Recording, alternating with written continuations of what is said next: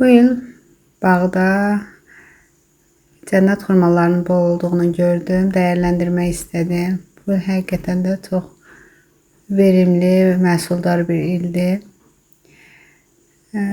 Topladığım karalyokları, cənnət xurması necə adlandırırsınız bilmirəm.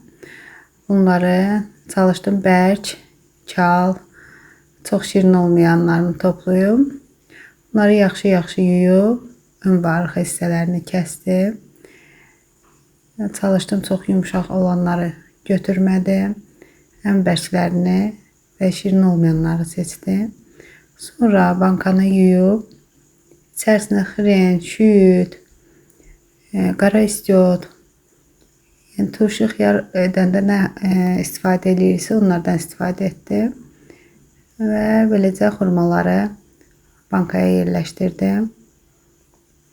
Bankaya yerləşdirəndən sonra üzərinə sarımsaq, zövqə görə 2-3 diş, üzərinə 2 qaşıq duz, 1 kiloqramlıq bankaya 2 qaşıq duz, yarım çay qaşığı limon duzu, burada üyüdülmüş şüd tozu, gilə mərzə və yaxud da nanə qurusu əlavə edirik dada zövqə görə. Burada da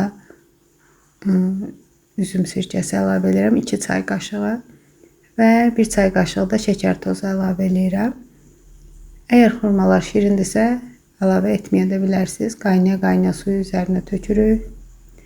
Tam üzərinə çıxana qədər bankaları doldururuq. Sonra yaxşı-yaxşı bağlayıb qışa hazırlayırıq. Mən də inanmazdım ki, dadı yaxşı olar. Çünki ilk dəfə idi hazırlayırdım. Amma həqiqətən də çox yaxşı, çox dadlı, yəni üzərindən bir 10 gün keçib.